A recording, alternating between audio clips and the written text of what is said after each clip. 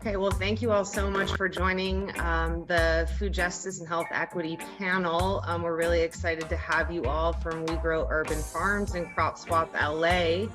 I'm going to hand it over to Nelson so he can introduce himself and let us know what you're up to and your work and how it relates to your efforts on food justice. All right, thank you so much, Carrie, and everybody in the room, everybody that made this possible and that showed up today. You could have been anywhere else in the world to be listening, but you chose to be here in this important discussion. So I give my thanks.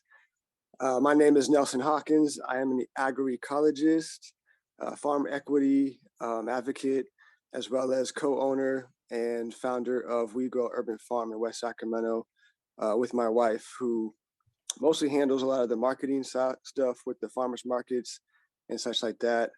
But I don't like to, and I handle most of the field management and farming side of things as well together. And then we have some youth in the community that we work with as well.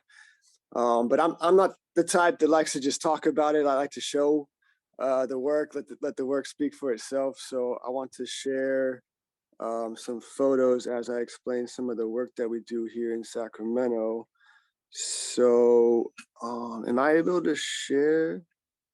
There you go. All right, thank you so much. Appreciate that. So yeah, We Grow Urban Farm. This is a overshot of or bird's eye view of our original site in West Sacramento. We are on the stolen land of the Patwin peoples in this location. We started in 2018 through an opportunity that we had with the Center for Land-Based Learning, West Sacramento Urban Farm Incubator Program. Say that 5 times fast. That's a mouthful. But basically, it's a program that helps beginning farmers, aspiring farmers get the tools necessary to create viable farm businesses. And in particular, in West Sacramento, they have an urban farm program. So I had an opportunity to start in 2018. However, I didn't have the funds to actually get the startup costs going.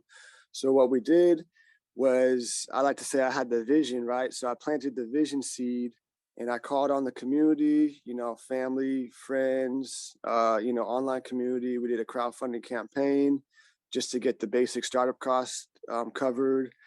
And we started on a 1/4 acre there. We were successful in our campaign, and we broke ground in 2018.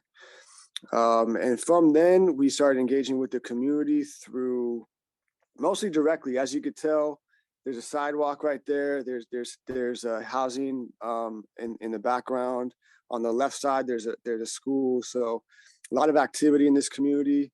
So anytime people walking by, there's a lot of positive interactions and just exposing folks to how food is produced, even if it's on a small scale.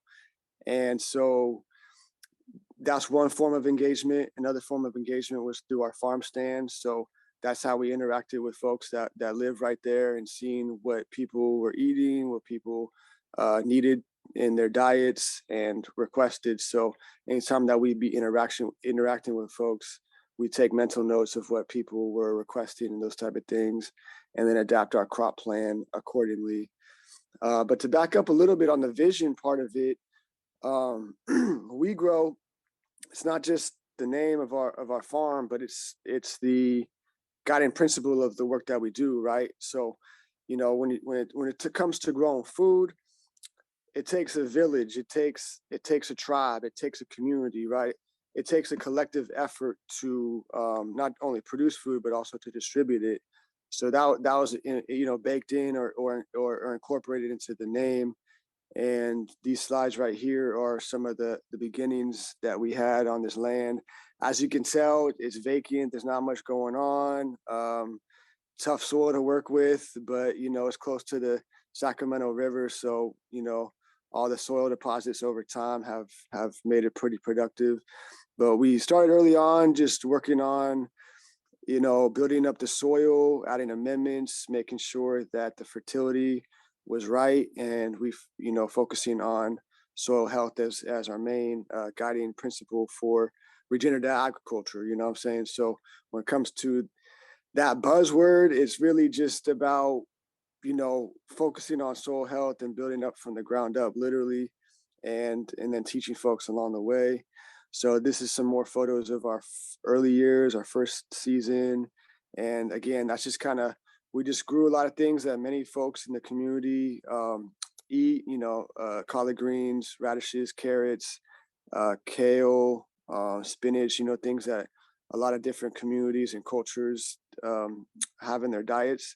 And then that's how we started engaging and starting to meet the needs of folks as we started communicating with them. And then over time, it's amazing to see how, you have youth or folks that come through that might not be as interested in growing food or farming or, anything along those lines. And then once they actually connect with the land and the soil, it's such a beautiful thing on like the transformation within themselves. Like as we heal these landscapes, we truly heal ourselves and connect to, our who we truly are with our relation to the land.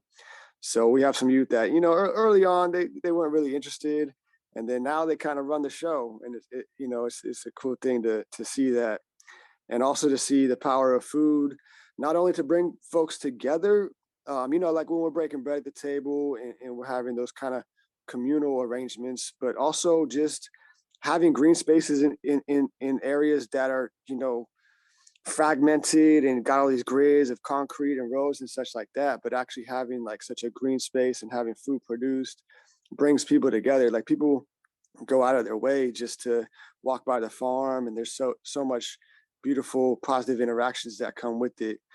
So I'm definitely witnessing that on a regular basis. Proves to me that the power of food is something that brings unity and fruits to the people. And so here's some more photos of some of the young folks in the community and some family members that we work with over time. So we started on a quarter acre on the first images, and then over time, year by year, we slowly expanded. Here's us growing some cover cropping just to, again, regenerate the soil, add carbon, add organic matter, and really build up the soil health.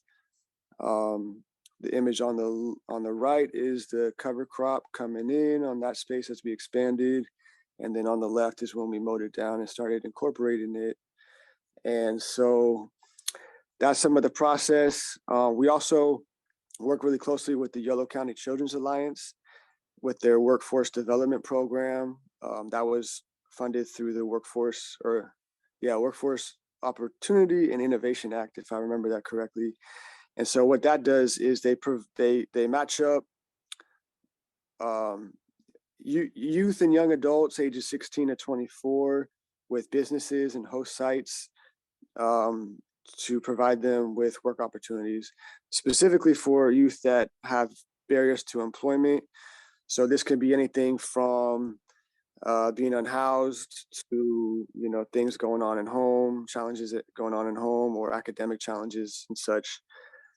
We've dealt with all of those as well, and just really that provides us an opportunity to teach while also providing job opportunities as we work closely with these nonprofits. This is in 2020. We extended to another half acre in Rio Linda in North Sacramento on the traditional and ancestral lands of the Nisenan people. This is on someone's land that they just had extra space, and they pretty much gifted it to us, and we're very grateful for that family so that we could expand and pretty much just supplement the work. It's a little bit outside on the outskirts of Sacramento and not really tied to our focus with the community at our urban farm, but it allows us to produce more and then bring it back to the community. So this is what it looked like early on, just cutting down the overgrown grasses and plants. And then as we go through the slides, you'll see kind of transformation of that area. Here's where we, after tilling and just kind of prepping the soil, we started installing the irrigation, direct seeding, got potatoes on the left, sweet potatoes on the right, harvesting, and taken care. So that's just mostly just to supplement and do more of like a somewhat larger scale production, using tractors and such like that. Here's some of the produce that we've been able to create from the land. We got some greens on the left, spinach on the right, and just wanted to kind of showcase some of the fruits. It's not just about getting our hands in the soil, but we also got to eat too, right? So that's what we're doing this for. And so yeah, here we have our farm stand. So on the right is my beautiful wife Tanisha and my beautiful daughter Simone. Simone's really the one who's running the show, I would say. People don't really come to see me, they come to see her. So she definitely helps out with that part. And then here's some images of our bike delivery that we did last year. We had some struggles this year making it happen, but we made it. Davis is a big biking town. They're definitely known for pushing the bike capital of the world or whatever, and it's really flat. So we were able to make bike deliveries happen there with our CSA program. So that's a little bit of the background, but overall, we grow over 50 varieties of seasonal fruits and vegetables, and we make them accessible to the community here through our summer farm stand. And we want to make sure that all of the everybody has access and can afford it. So we provide, or we can take EBT transactions, and we actually provide 50% discount for those transactions. And that is made possible through the Alchemist CDC, who provides that market match funding. So we're very grateful for that opportunity. And so people can really, of all income levels, can have access to our high quality vegetables. We also run a CSA, community supported agriculture program, where we, box up whatever we're harvesting that week, whatever is the most available. And then we distribute that to those that purchase. And then 25% of that goes to our food security shares, which are provided free of charge to the low-income housing that is right there adjacent to our urban farm. And then we also tap into some local markets. We provide to some chefs, food distribution programs, and the food bank as well. And a lot of this work, as I've been recognized to be a part of the CDFA, the California Department of Food and Agriculture BIPOC Advisory Committee, back in 2020, and I've been a member of that since then. And really just advocating for underserved farmers of color to get access to resources, more technical assistance, addressing language barriers and everything that comes with the disparities within agriculture as it relates to farmers of color. And that work was an extension of the Farmer Equity Act of 2017, AB 1348, that was authored by Cecilia Aguiar Curry. And she has very much helped us with getting our underserved farmer cooperative project underway, which we'll get into detail a little bit later. But yeah, I just want to kind of set the foundation and the framework with what kind of brought me into the current work that we're doing with this larger scale project. So within the CDFA BIPOC Advisory Committee, all the Black farmers that are part of that organized ourselves to create a long-term access to land vision for farmers of color, as well as a farmer training program for aspiring and beginning farmers of color, and housing. And that vision was brought on through Reverend Roosevelt Tarleton. So I was always pushing land. That was what I was always advocating for, is land justice and making sure that the next generation is equipped and has access to land. So as I chimed in on that, Roosevelt chimed in with his vision and his project, and he brought in Dennis Hudson, who's in Allensworth, and Tamu Asair Martin Bay, who's out in Compton Community Gardens. And through that work, about this time, about a little bit over a year ago, is when we started this. And it's crazy to reflect on that, because it's like damn, we've come a long way, and a lot. We'll get into the details of like, Yeah, man. 3 steps forward to, anyways, just like everything that we've been through, and then along those processes, Timu brought in Adam and John through Crop Swap LA, and then ever since then, we've just been building on this vision, and here we are today. So we'll get into details as we go, but I definitely want to shine some light on Crop Swap LA. So I'll pass the mic over to Jamiah and Adam. Appreciate y'all for listening. Nelson, thank you. Amazing work, brother, man. I think I'd never seen your full presentation. I have to say, me neither. it's fantastic, right, Adam?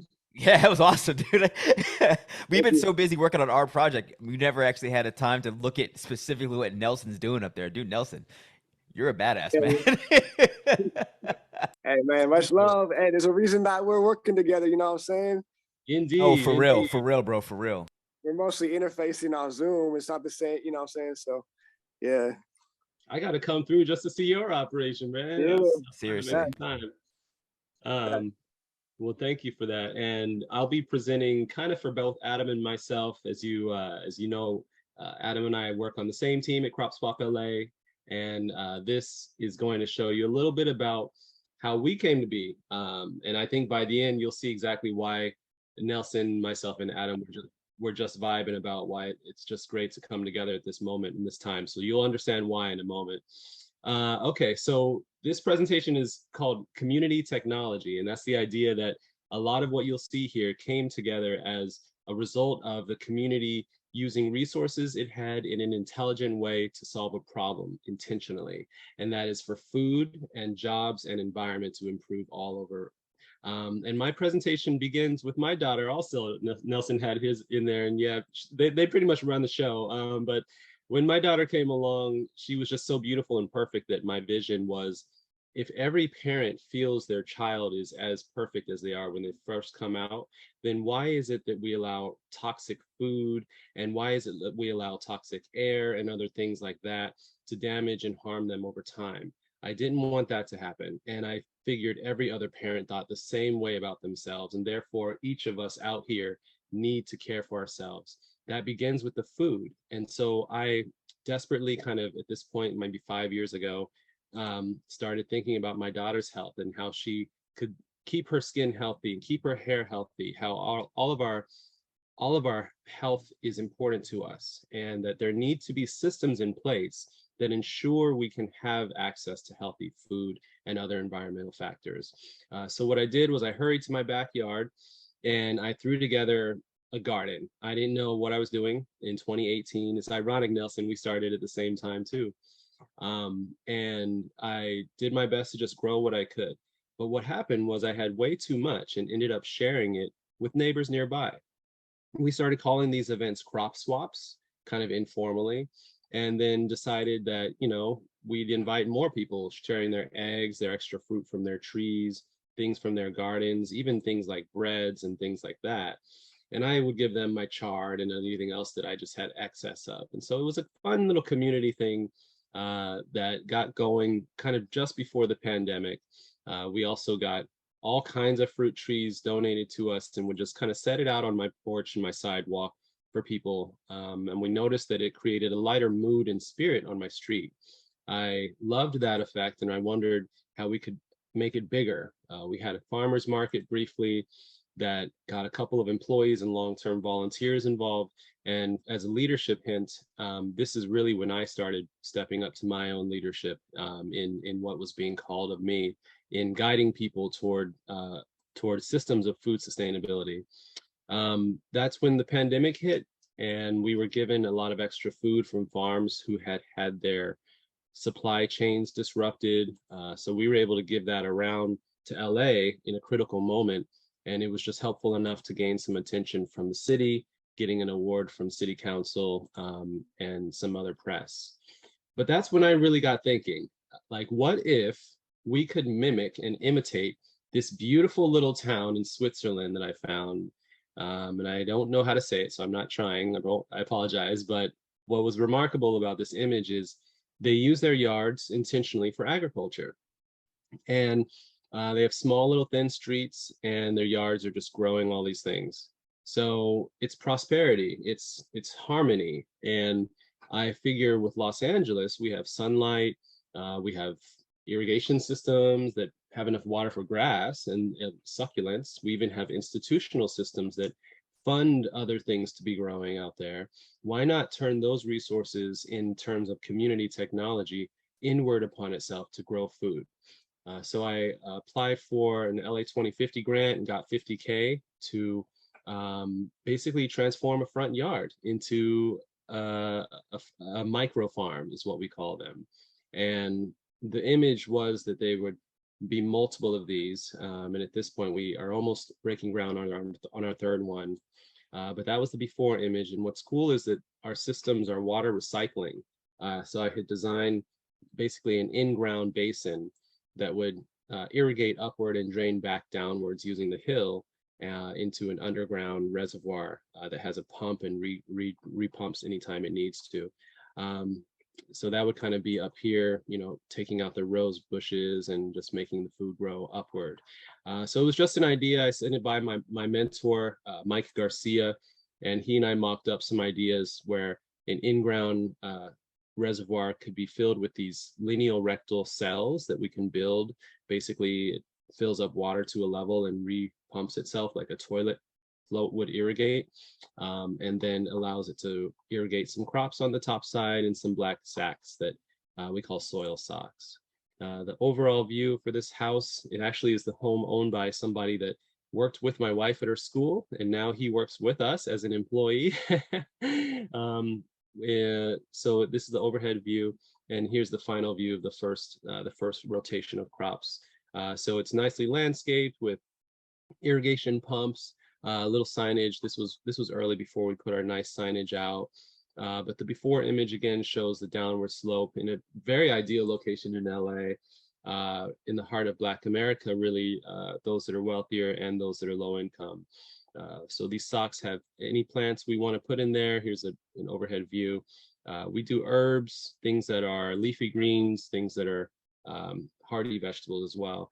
And again, just some of that irrigation view is just, these are made out of recycled baby bottles, these black cells. And so it's the same system as putting this endless waterfall together. It's just that we put food up here where the water's settled, and we let that irrigate on a timer with overhead spray or drip irrigation. So it's not too fancy, but it's nice meld of landscaping, landscaping, agriculture, and really community development. Because the moment we started working on it, as this is Michael working on us to take the grass off, the community became very interested in our work. These are a couple of buddies of mine, volunteers. Again, Leadership Challenge was doing this without money. I only had 50K, and the materials were most of that. So I volunteered. Some of these folks are now staff of mine who dug the holes where the reservoirs went and stripped off the grass. We then started pounding the earth in certain formats so it would be flat and drain properly downward before we could then lift very heavy pond liner over to the area, lay it down, and make sure that it's the right angle for irrigation and drainage. Then we brought out those recycled baby bottle eco rain tanks, fit those inside with pond liner as well in the holes, and filled the rest with our irrigation piping. That's including, you know, valves and irrigation timers and things like that. Meanwhile, some of our now staff, then volunteers, were stuffing the soil socks by hand, and then would set them into place where the seedlings fit inside nicely. By the way, that's a nice feature. It keeps the soil nice and clean together, also drains nicely, and serves as a mulch and a heater for the roots. There are some disadvantages, though, that we're just improving upon our model at each new micro farm. And at each new micro farm, we have a small shed or some kind of storage space, maybe washing for fruits and veggies, and a sign that's catered specifically for that micro farm. And this first one was called Asante. It's hyper-local, organically grown produce. It's crops grown with recycled rainwater using upcycled materials, and it's a Black American resistance to food apartheid. So we wanted to state all of that up front and make sure people knew that in this example, it'd be branded for this theme. and that the next one was branded toward love. It was our second one. Our third one, we don't have a theme yet. But yeah, this is just, to show you that, some of these things can be done. We've had romaine, red lettuce, this is bok choy, we've had tatsoi, green onions. This is a butter lettuce, Swiss chard, basil, red leaf. I mean, that tatsoi is the best, but we also have hardier things like tomatoes. These are zucchinis and eggplant, dinosaur kale. The tomatoes grew like crazy. And it really just showed people that maybe we can use our yards differently. In our first example here, we were not able to get the turf removal rebate, but in the second two, the last two, number 2 and 3, we were. So we, instead of money that normally goes toward people who want to put succulents in their yard, and yeah, that's beautiful and great for the pollinators. Sadly, you can't eat your succulents. So this is a way now to show to people, if you let us use your space, we'll put together a community distribution system like we did here, where we wash, bag, harvest, and collect not only things from this site, but also fruit from people's backyards, and include that in a CSA bag every week for pickup. That's done by staff and volunteers. It's set on the edge right here so that people on their walk every Sunday morning can stroll by and grab their bags. It has, garnered a lot of positive community support. We've had no resistance whatsoever. And we use, more or less, low impact, environmentally low impact materials, recycle our water, and don't waste much. It's, just been amazing. We now have 21 staff who are on our team. I might have mentioned that. And we serve, I believe it's 30 members right now. Additionally, we've been certified for farmers markets, but since we have a membership with the CSA, it allows us to be more precise about what we grow, and we don't really need to do farmers markets right now to sell our food. One day when we are still balancing new income or new supplies to say, we'll get back to that. But what's also nice is kind of like Nelson, we have gotten SNAP enabled, so people with EBT can purchase our memberships at a discount. And now that we have hired the homeowner, here's Michael doing some spraying. It also highlights how we're creating jobs where jobs didn't exist before. He was spraying neem oil, by the way. Of course, everything's organic, but I want to highlight that we also use coyote pee as a deterrent for raccoons, squirrels, possums, and anything else that thinks there might be a coyote around. They're not going to come around the perimeter of our micro farms. Also, we've been able to show the water savings, right? So water is key, and we have our separate meter that we measured. Over the first month, we saved 92% of the water that they were using for grass, and only used the remaining 8% in creating food. So it went down by a lot and for a much more useful purpose. And here's to show the annual trajectory that was on beginning in March for water usage. It's exciting to have our team. This is an image of some folks, not everybody, but it just shows you that across the spectra, everybody cares about food, and it's brought a lot of us together. We've also gotten a lot of press, and this is all, actually, we just launched a partnership with Adidas also, so I just throw that in there, that we have some clothes for sale probably starting today.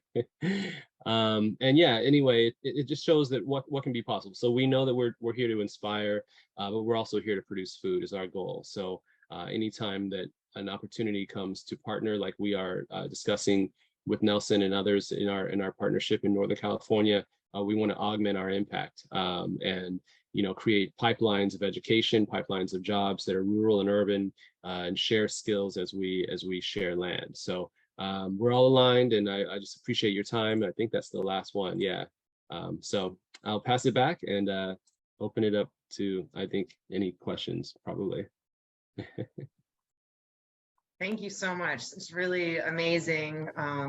I mean, I think everybody kind of feels it, and you do as well when you can look at the photos of it. It's just, it's really inspiring and impactful. If we can just take a moment and open it up to questions from anyone. We have some amazing people listening in as well.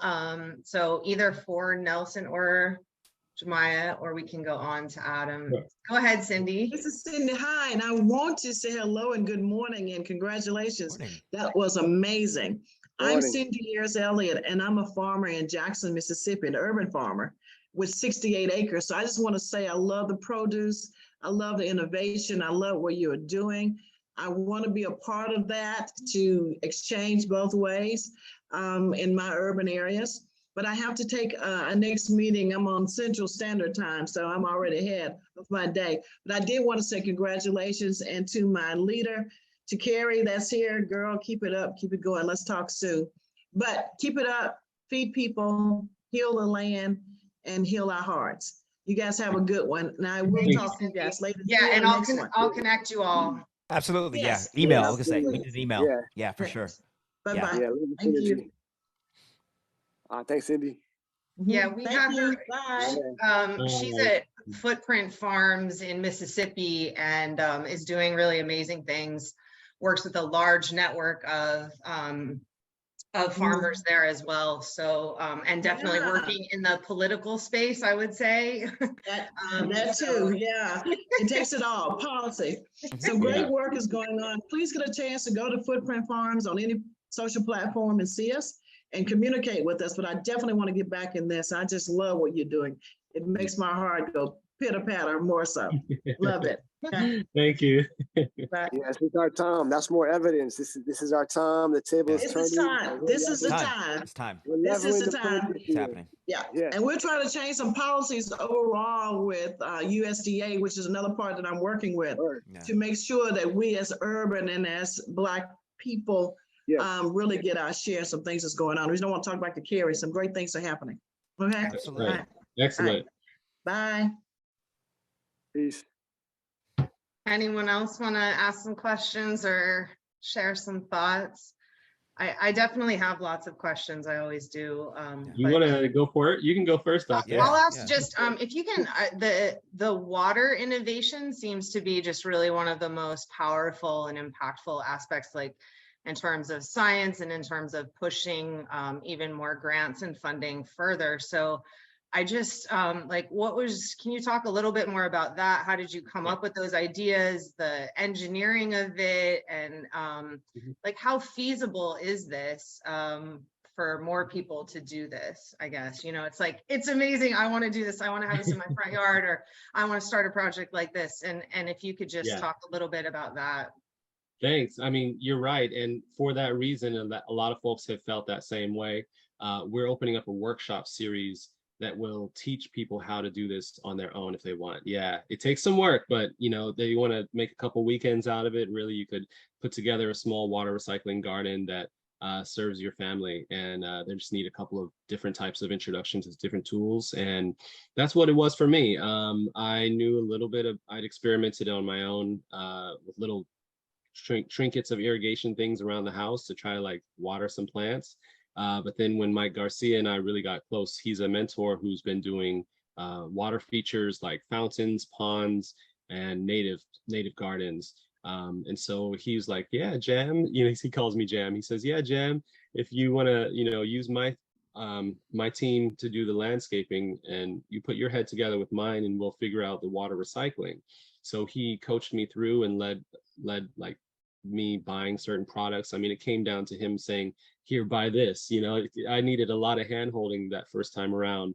But it was because there are weird things like valves. I didn't know how that worked, or like different sizes of the tubing. Really, there was a whole lot of learning to have happen. And thankfully, I had the cocoon of the pandemic to experiment before it was game time, where we got the money to do that front yard.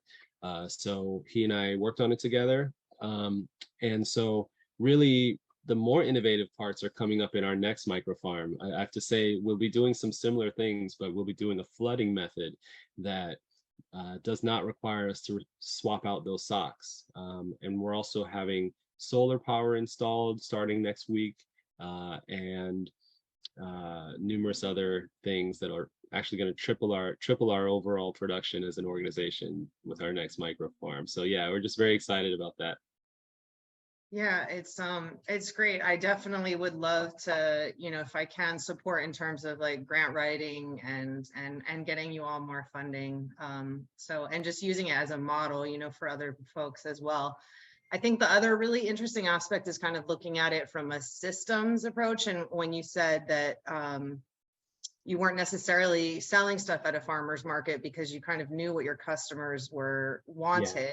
And I think that's a big question that I've had even for some of the students and for urban farms. And how do you reduce that waste, or how do you know what to grow? Where do you get your biggest bang for your buck and not the waste?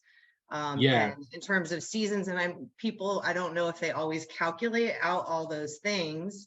And I think that's what kind of some of my efforts are to go towards, is like, can we evaluate carrots at a social, environmental, and economic level, and then say, Right. should we be growing these or this, and be able to look at those little indicators in terms of water and labor, pesticides, all of that. So Yeah. Well, it's interesting, and I'll love to hear Nelson's thought on this too, because I had the hardest time figuring out the volume produced and membership numbers. I could never figure it out. I have to say, even now, I don't think I have the skills.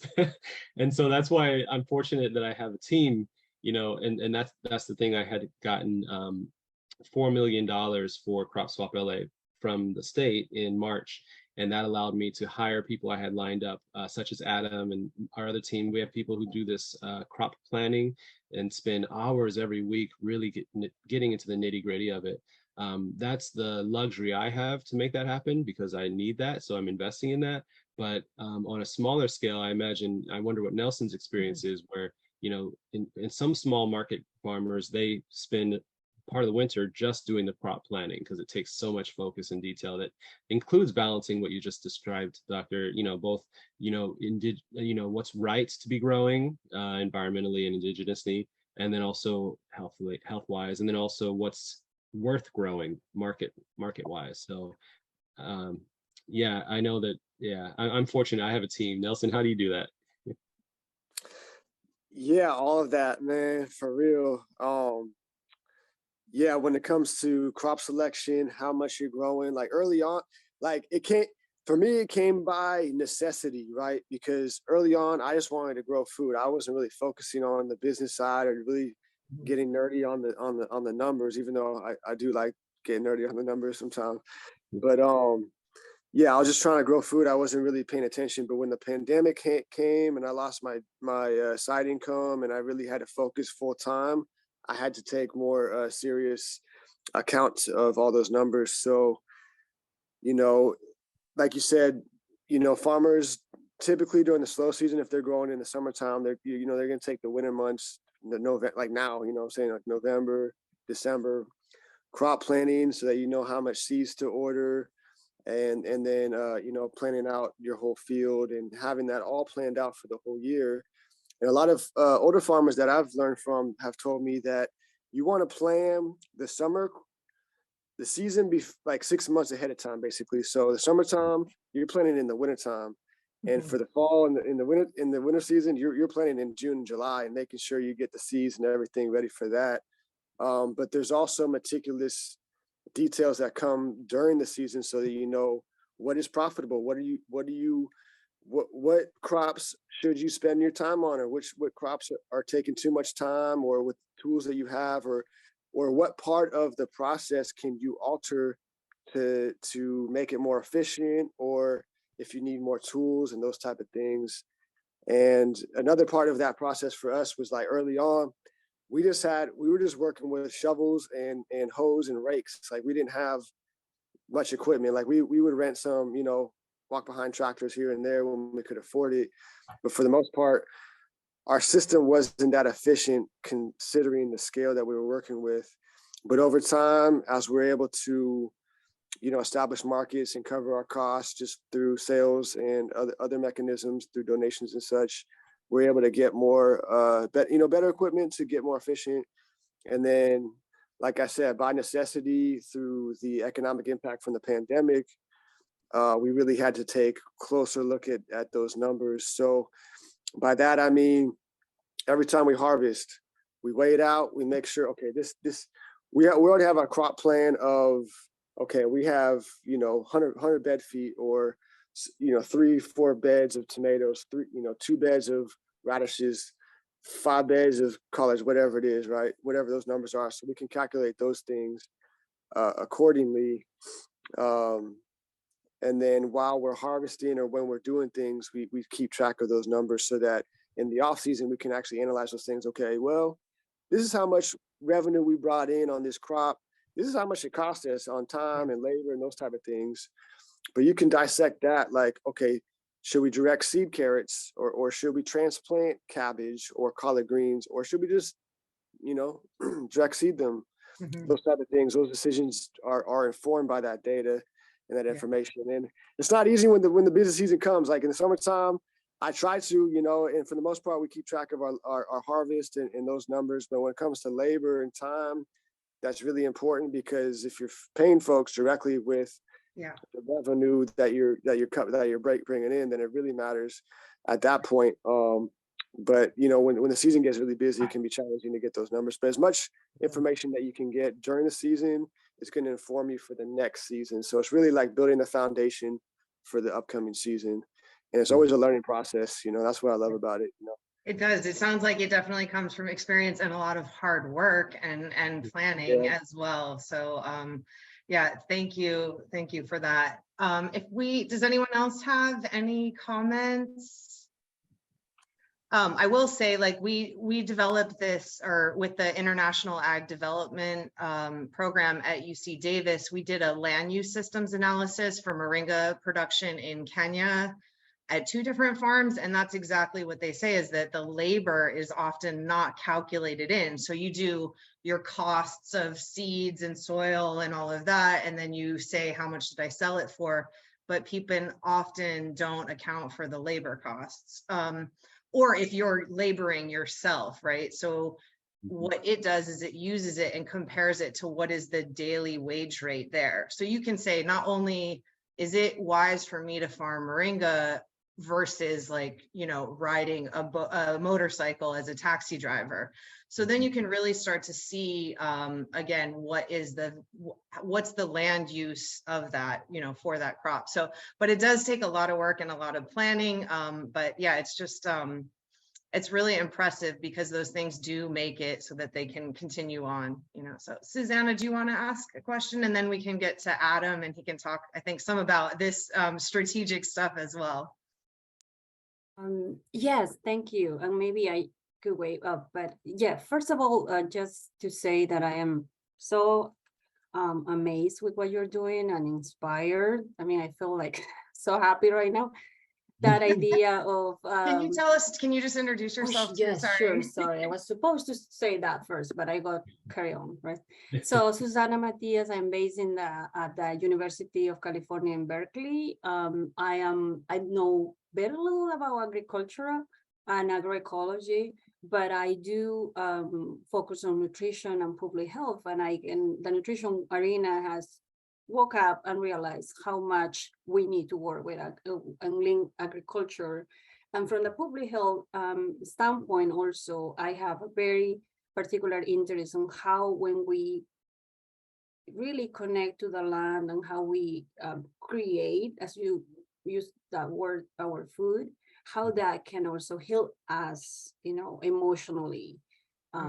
So that's another area, but yeah, so I'm very focused on issues of food insecurity, for example. And in Berkeley, I also work with an agroecologist who is amazing in my view, and a city planner. The 3 of us are the faculty leaders in the Berkeley Food Institute. So I really love what you're doing, and I wonder if we can somehow connect. And the reason for that, and so thank you, Carrie, because that's where I wanted to go, is that it's like listening to you and seeing your pictures. It's like seeing the agroecology in practice in the communities. And I think, and I don't know how you feel about this, but I think that's something our students should see. Yeah. So they know that what they are trying to do is doable, is feasible, it helps, and it brings people together, and there are people interested. We have our little farms in campus. especially one where the students works. There's one that is exclusively for them. They grow organically. We have another project that I think started in LA, the People's Project, and we have some people growing things in our land and then distribute it to the communities or food banks. And we have also our food pantry, because in case you don't know, higher education students do face a lot of food insecurity too. So they're coming to our campuses, but they are barely making it. So their food pantries and the farms are also providing some of the produce that is distributed to them.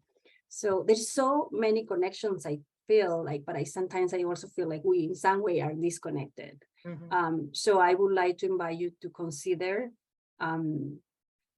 connecting with us in some way. I would be happy to connect my colleague Tim Bowles with you guys if you think there is any value on that. And I think for us there is value, but I also don't want to.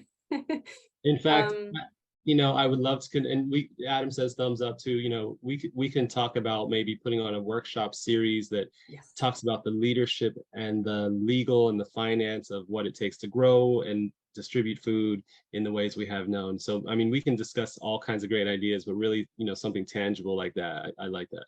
Yeah, that sounds great. Yeah, thank you. Go ahead. Yeah, and Susanna, where are you located? Berkeley. Okay, Berkeley, awesome. Yeah. Yeah. And I'm seeing an opportunity between you and Dr. Waterman just in our activity in Northern California, being y'all being part of our ecosystem and our structure up there, looping in your students and your people to what we've got going on and lending your academic research capabilities to solve problems for things that we do have up there. Because we are looking at properties and we just need experts to actually give us a sense of like what's really going on up there and is it worth investing in this parcel of land over this parcel of land.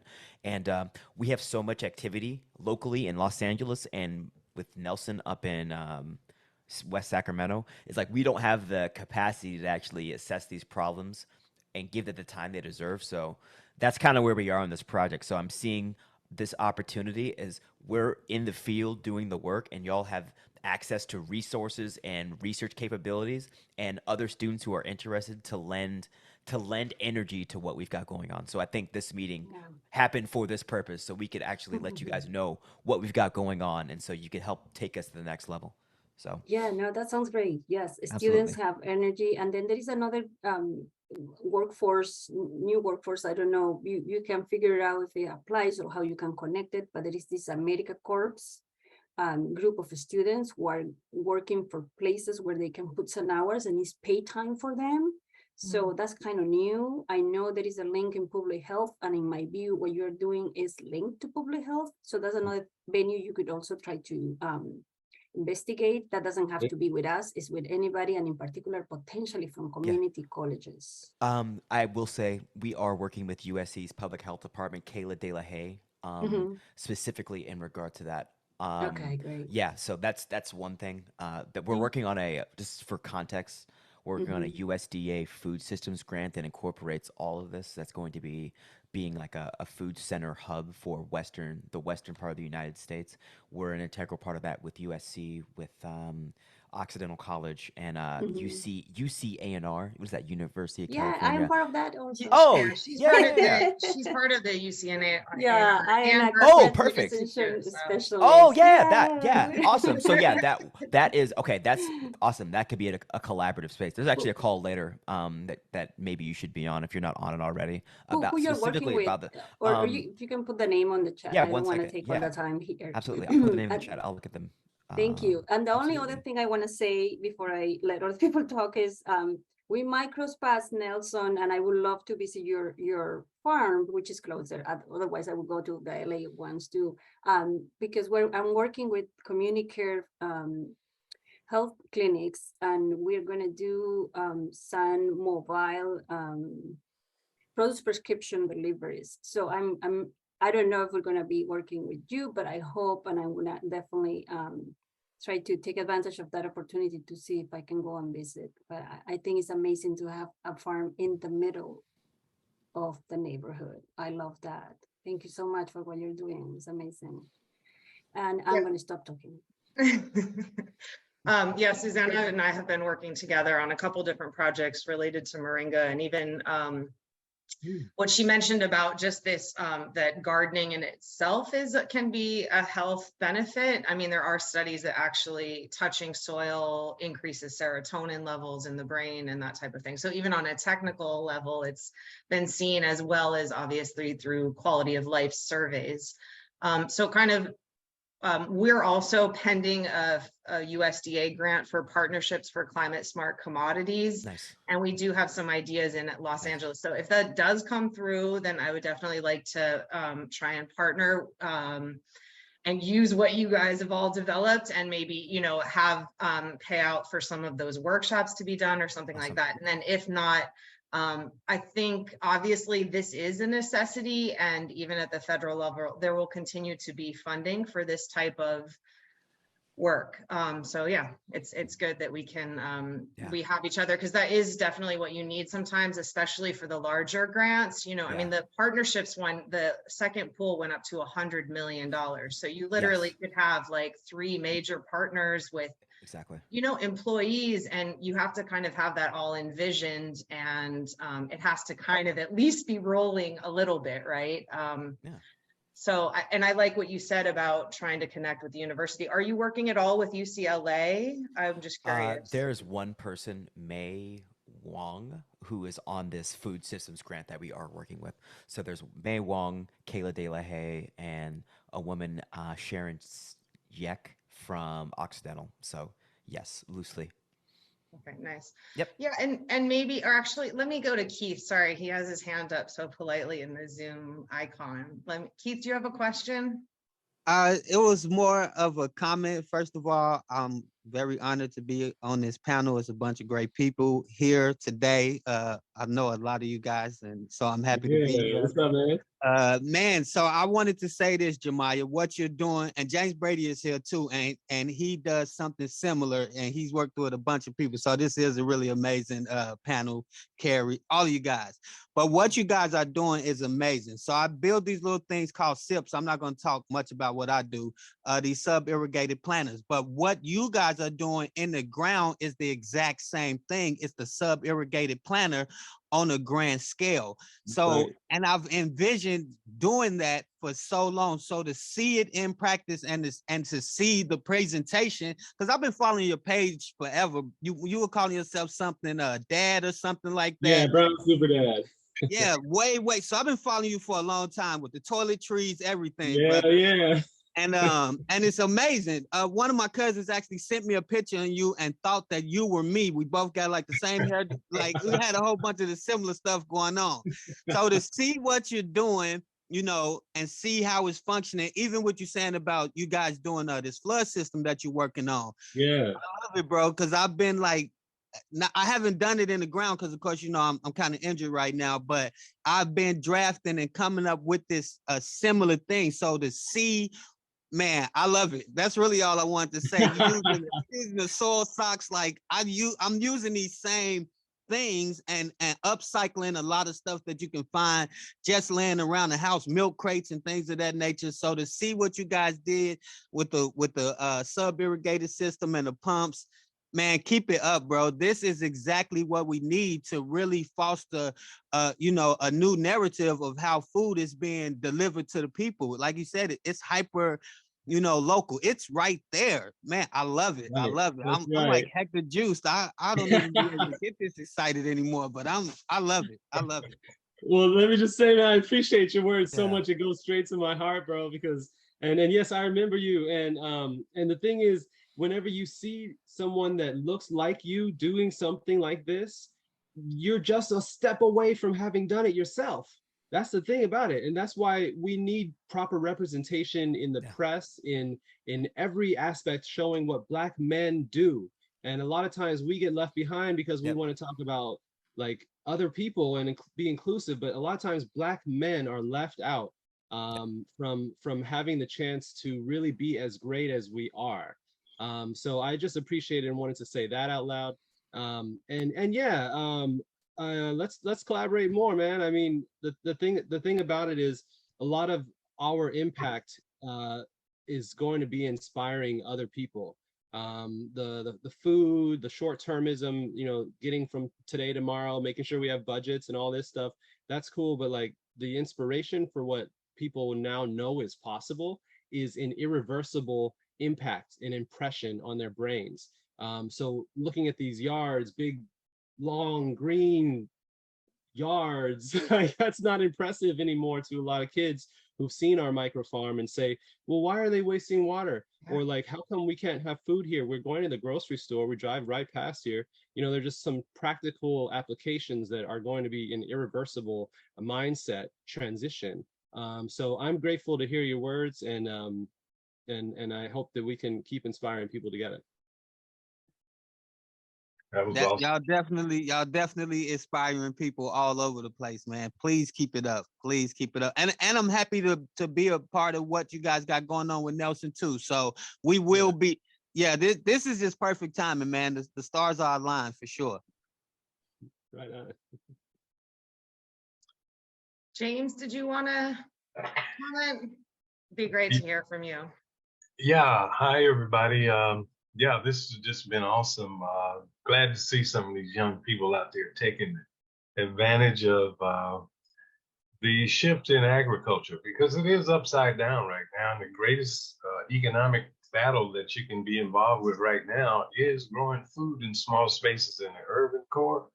So, but you know, it has to be backed up by urban ag ordinance. So years ago, I was one of the people that assisted in getting the ordinance passed in Sacramento.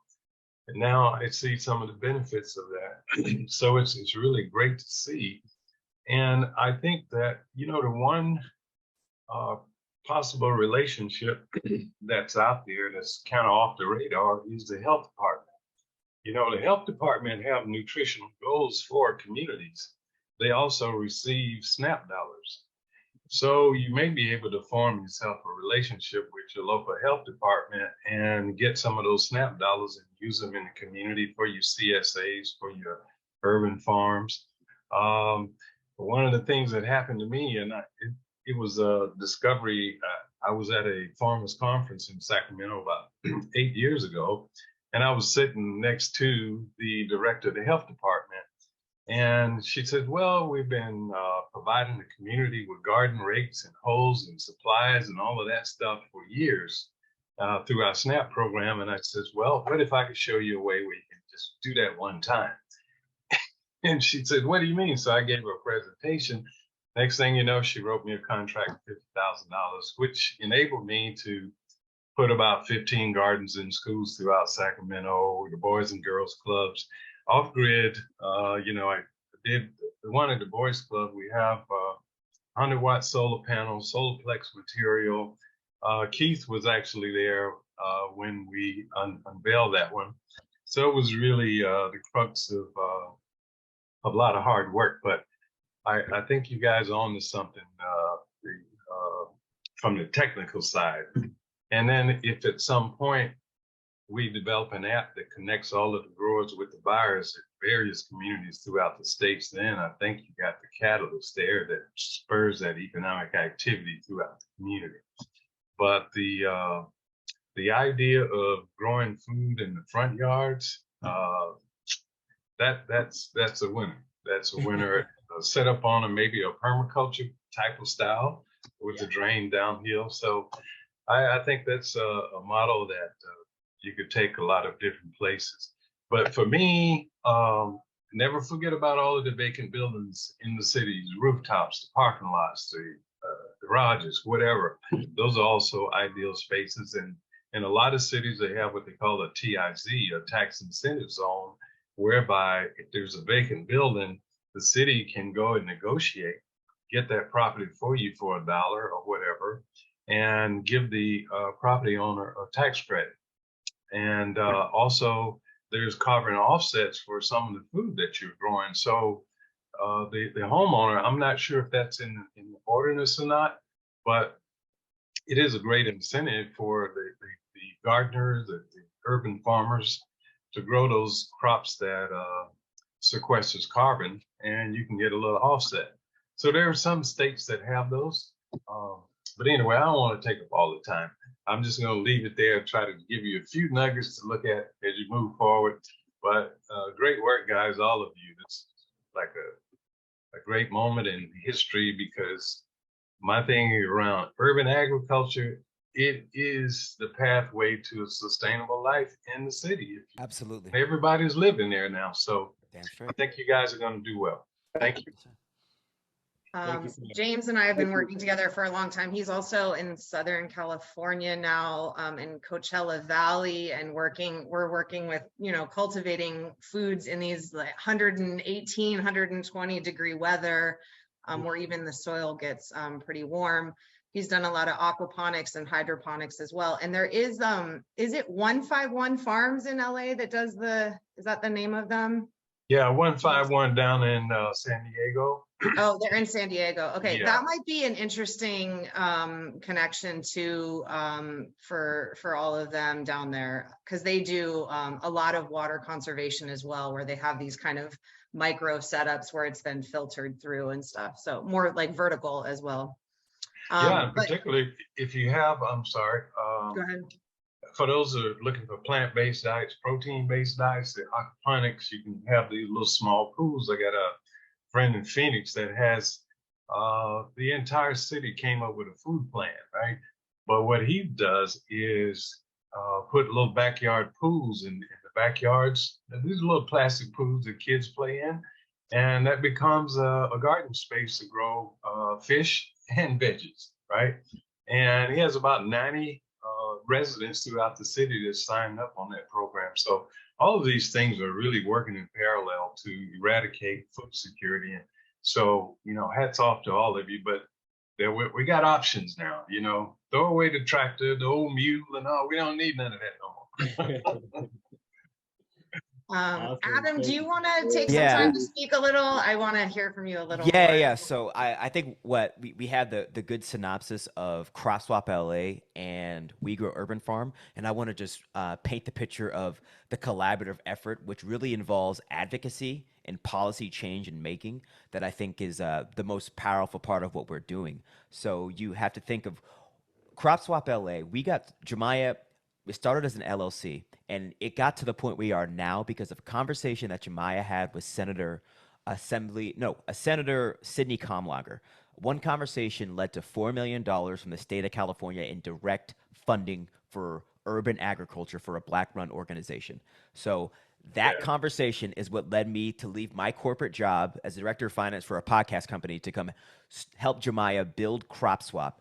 It was through that funding that allowed us power to engage Nelson in Northern California to really build out this project in Yolo County. And another conversation happened with Assemblywoman Aguiar Curry that allowed us to get roughly $2.5 million in this budget that just got passed to buy farmland in Northern California. And you have to ask yourself, the government is giving direct assistance for Black-run organizations to buy land. That's a big deal.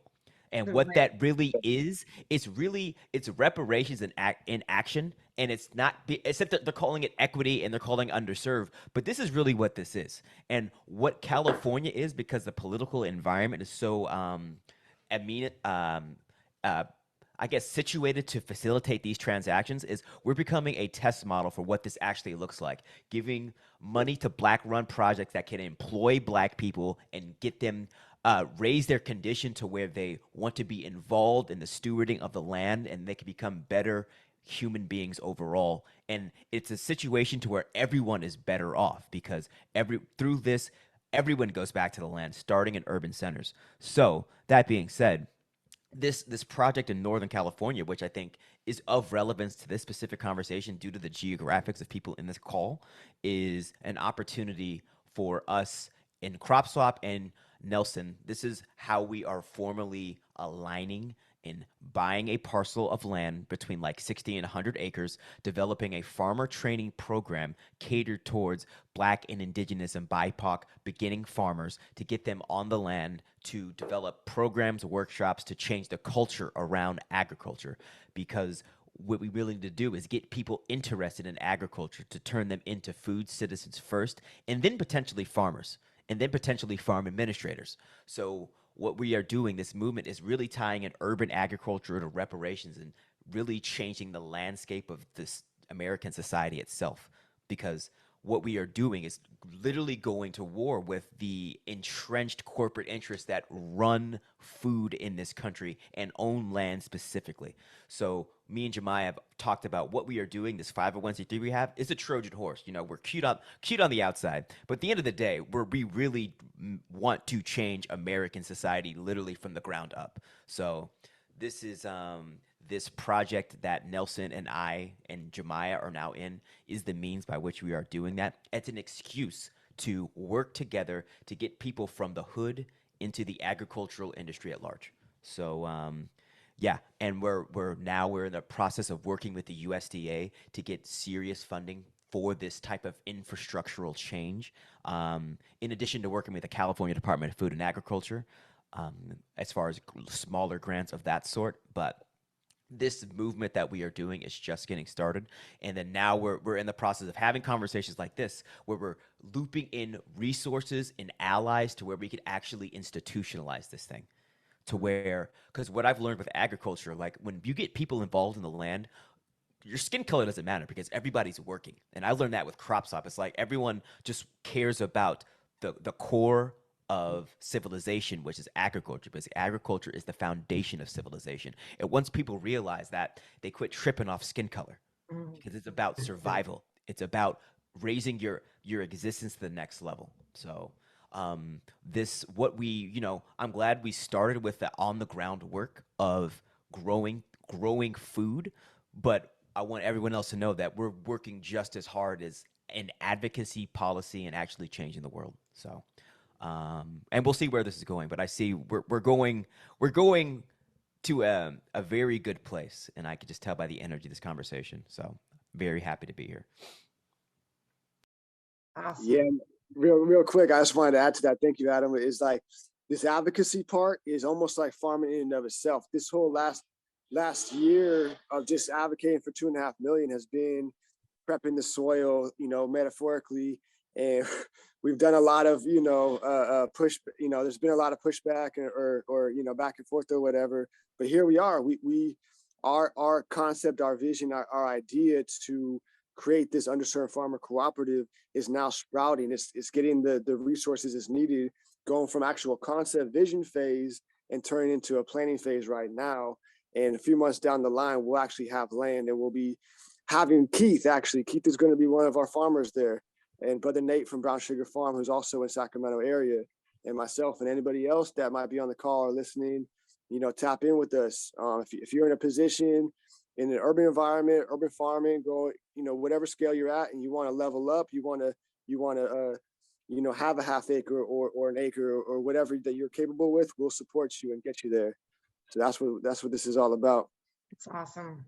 Yeah. And also, opening up for like research possibilities as well. So, Dr. Waterman, like if you could think of people, and Susanna, think of the opportunity for research and tying this project in with the with energy and resources from the university to tie into this project. That's another avenue I see as well. Is like we want a very healthy relationship with academia, to bring academia to the real world and have that relationship. And there's a laboratory through which people on the ground and academia can work together hand in hand and from different parts of society. So I agree. I remember telling someone, I was like, I don't even have a lab anymore at UC Davis. And they were like, what do you mean? Your lab is out in the fields, in the communities with the people that you're working with. And that was a big step for me to realize that, I had been working with moringa in cell dishes and looking at how the compounds in the plant affected liver cells. But it was impressive, but it didn't matter unless moringa was then affordable and accessible and appealing to people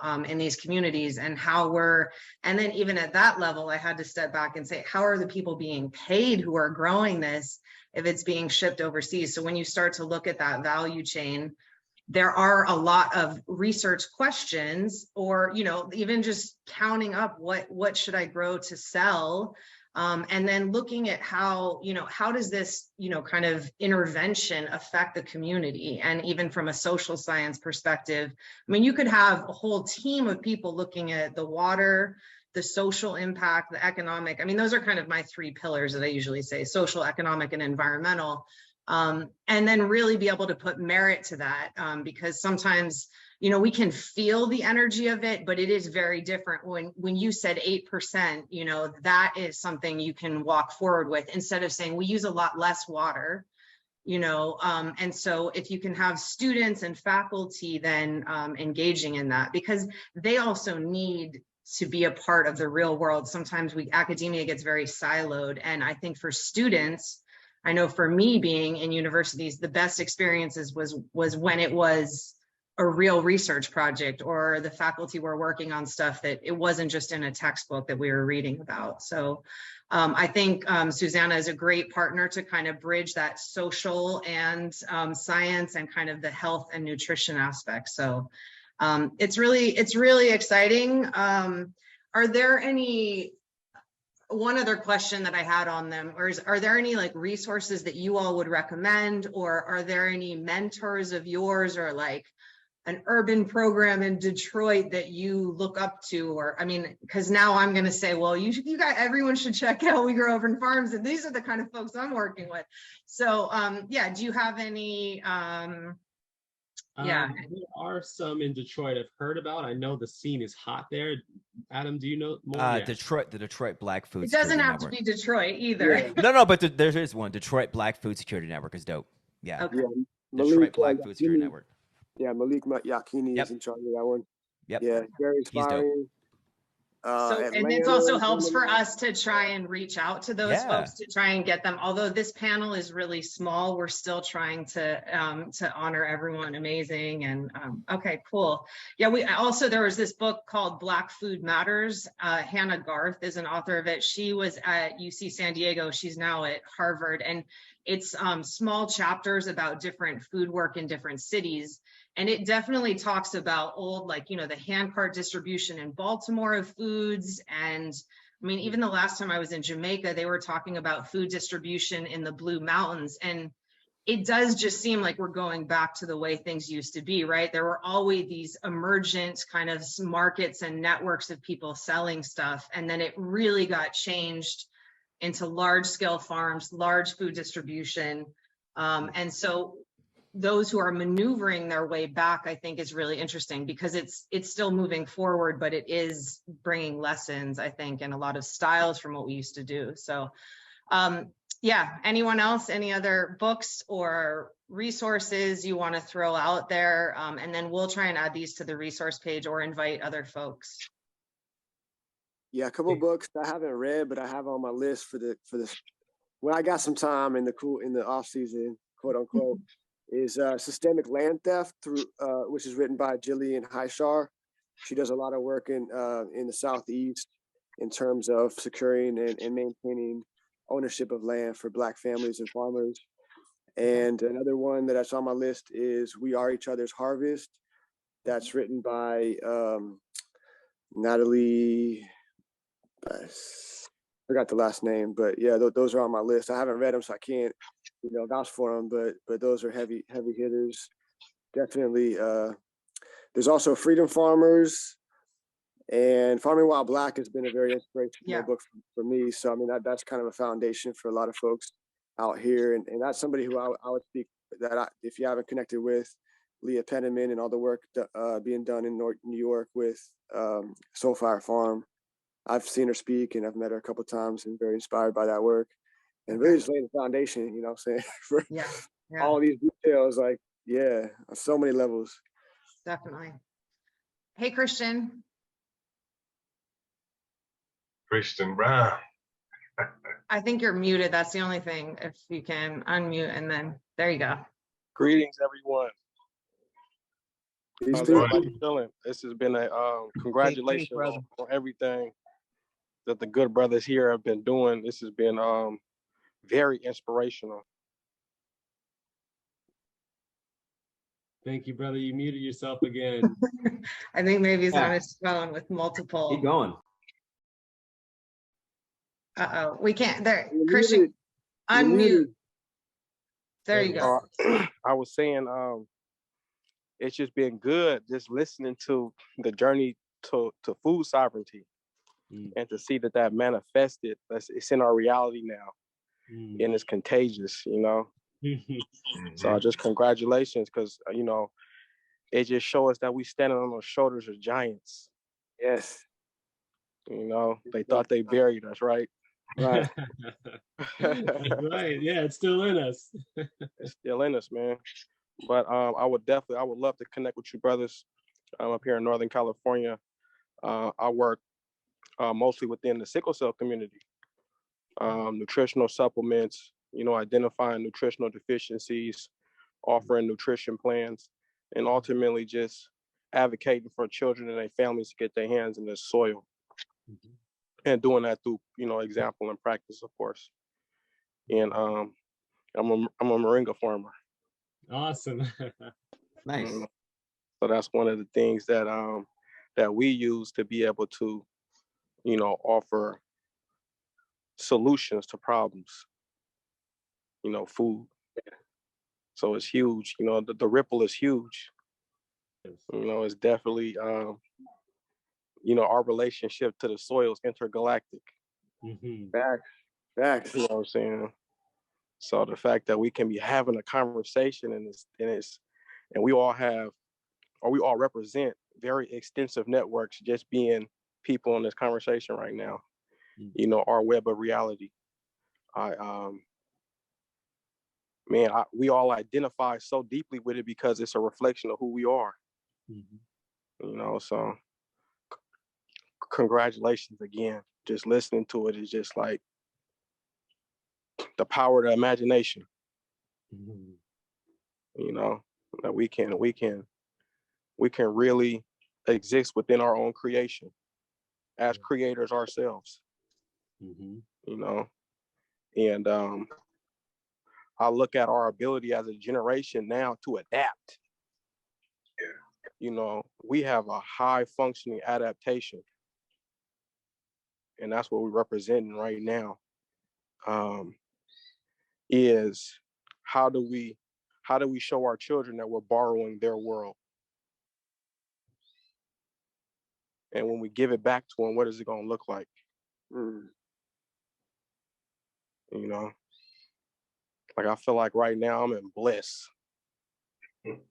Yeah, I agree. You know, Yeah. and it's just, and the strength of it is just being able to share it, because it don't even matter if it's just yours. It only matters when it can be shared. That's right. You know what I'm saying? Yeah. Oh man, this is with deep admiration. You know, much gratitude for you brothers showing up and dropping those gems. Thank you, Kristen. I appreciate you, bro. Yeah, thank you for your words, man. Absolutely. How you been, Dr. Waterman? I'm good. It's funny because everyone speaks and then I'm like, wait, let me like tell you a little bit more about them. Christian Brown is also, we work together. Well, there's a secret alliance of Moringa. Obviously, you can feel through this network. There's like, wait, why is everyone talking about Moringa? I've been noticing. It's not so secret, actually. Yeah. I want to evolve out of the Christian Brown and identify more as a griot. As a griot. Yeah. You know what I'm saying? Like, I am griot. Yeah. Because this is what we're doing right now is really the greatest story that's ever been told. It's a fact. Fact. That's a word right there, brother. That's a word. Yes, sir.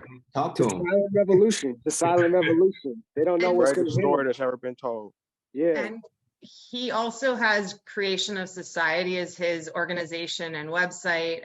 They do a lot of events. We also partner together on my current CDFA grant for Moringa.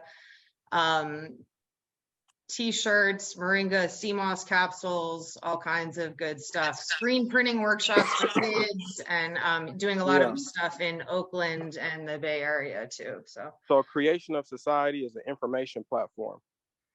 And the goal is to educate the public on the evolution of sickle cell using art, entrepreneurship, and agriculture.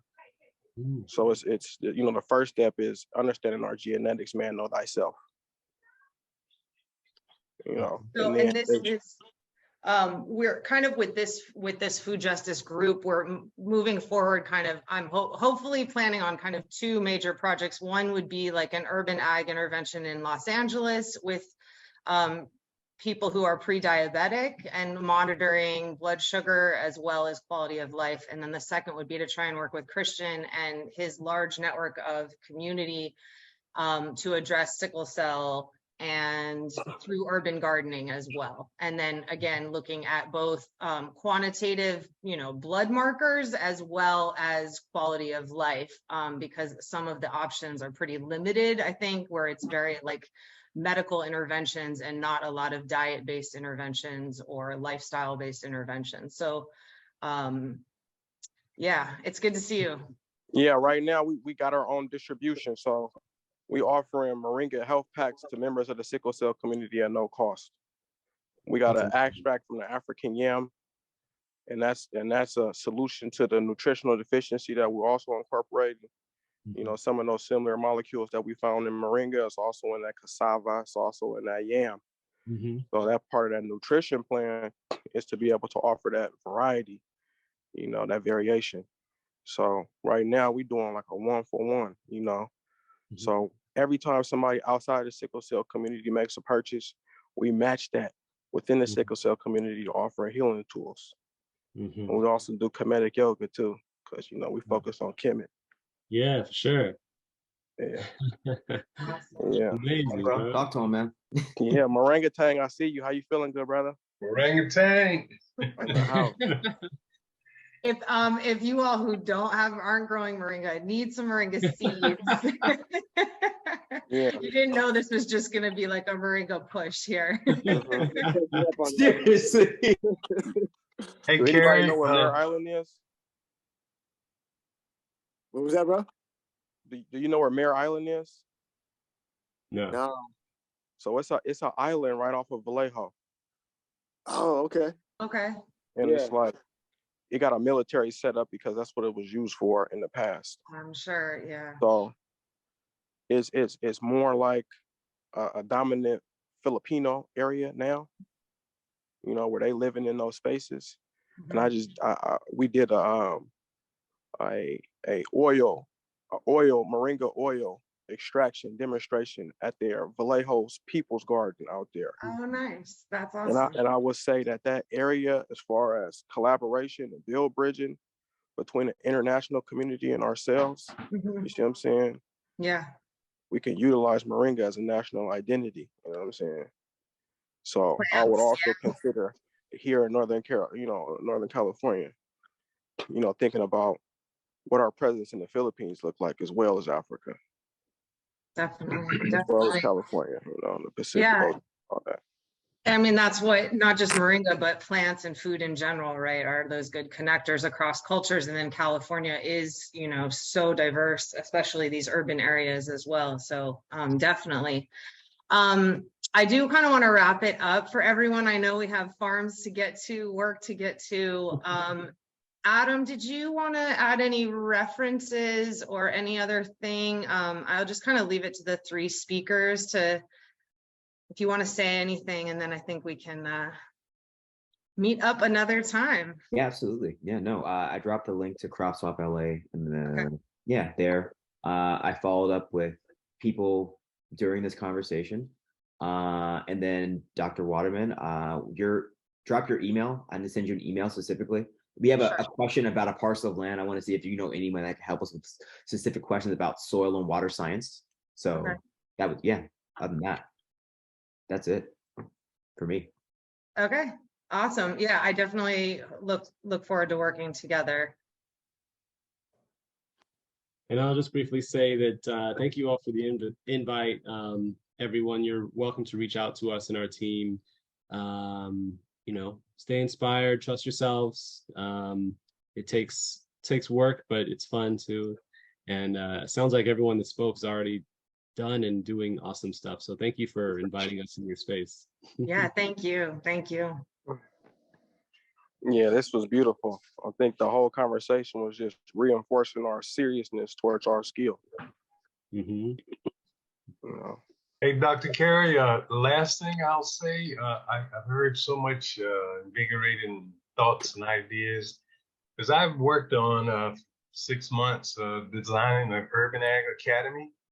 And I think all of the collective knowledge that's here, things that have been talked about, I would be happy to share it with you guys. There's at no cost. I just like to see it get done because it really does empower a lot of people. And we covered pretty much everything that's been covered in the conversation today. So I'll just leave it to say there's a 16-week class and then there's a 5-week class that I designed. It's a matter of just getting CDFA to fund it, and maybe you can have some economic models, you get workforce development in there, get health department in there. I think it could be funded, and because we're in 3 zones now. That's the cellular agriculture, controlled environmental growing, and then there's accelerators on the bottom. So that's the space we're operating in now. If we can take advantage of that, I think everybody will be 3 years from now, just some more smiles and more empowerment throughout the community. So we're no longer talking yields per acre, we're talking nutrition per acre, but in the urban core, we count our revenues in cubic inches opposed to square footage. Okay, that's how the road to profitability, I think, is going to come out for the urban farmers, is getting to the point. Don't be afraid to do it indoors. All right, so beautiful conversation, presentations, everything was, I have to say, Carrie, after the year, this is kind of like one of the best ones. Yeah, I know. Well, I gotta thank, no, it's like, I have to thank, it's like a chain of people to thank. And honestly, the chain might come back to you, James. Thanks. Oh my Lord. Definitely got to thank you, James, because you kicked it off for me for sure. So yes, thank you, brother. Well, thank you, Chief. Appreciate it. Yeah.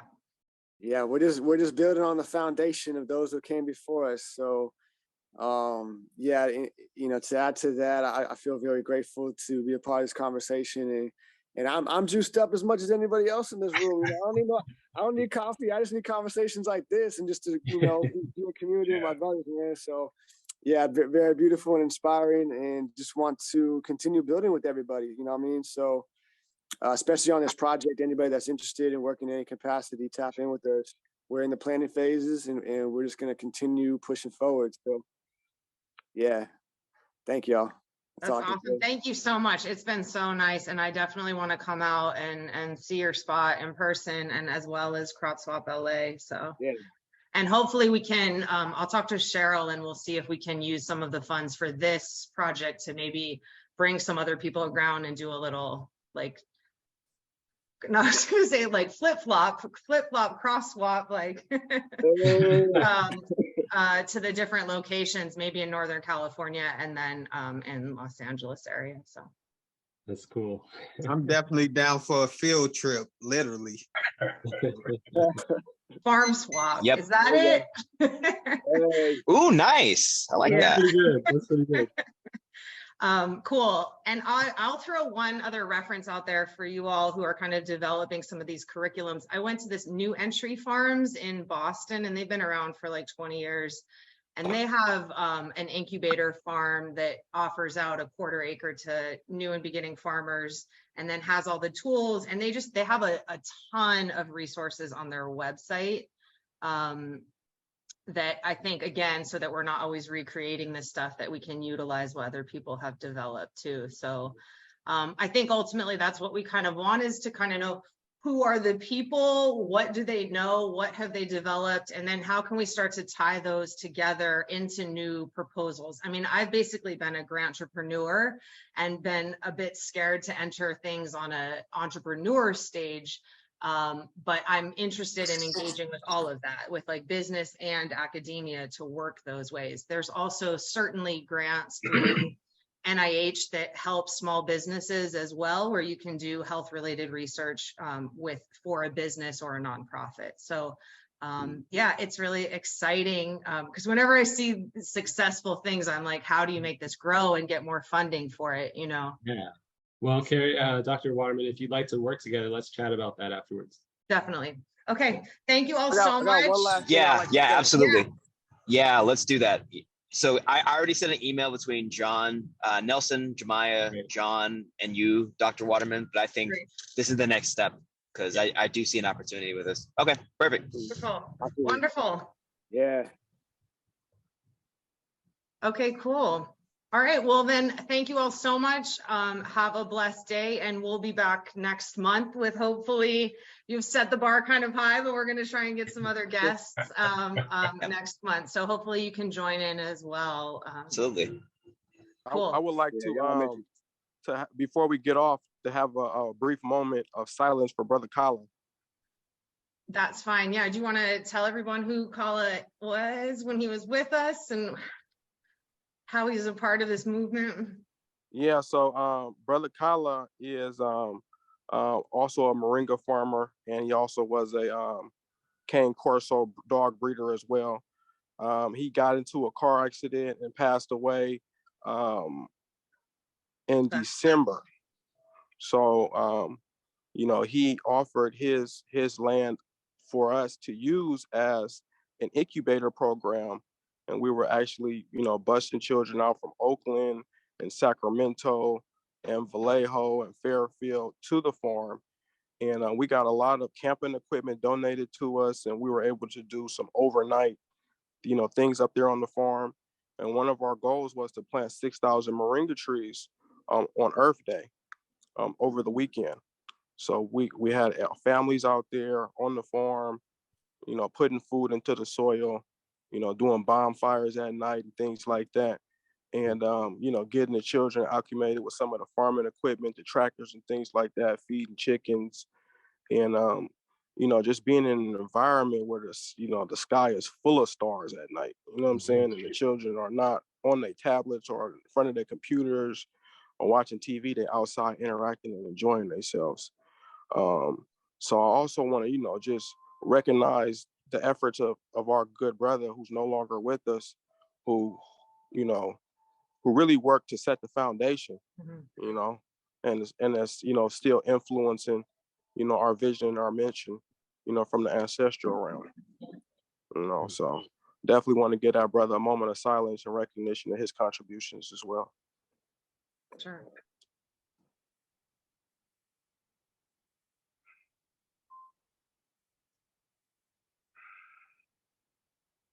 That was good. Thank you.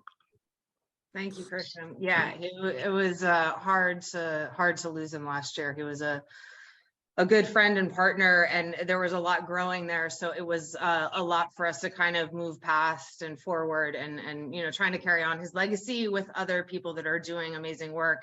You all would have loved him. He would have loved what you're doing in West Sac and in LA. So he's still here with us. So. Oh yeah. Yeah. Yeah. Right. Well, the first time my son ever drove a speedboat was with Brother Colin. And you said a tractor too, right? That was the first time you drove a tractor? First time on a tractor too. Yeah, first time. So let us pray and turn up the beats. There you go. There you go. Bring it home. Thank you so much. All right, everyone stay blessed. Take care. Stay in touch. Yes. Thank you. Bye. Bye. Bye.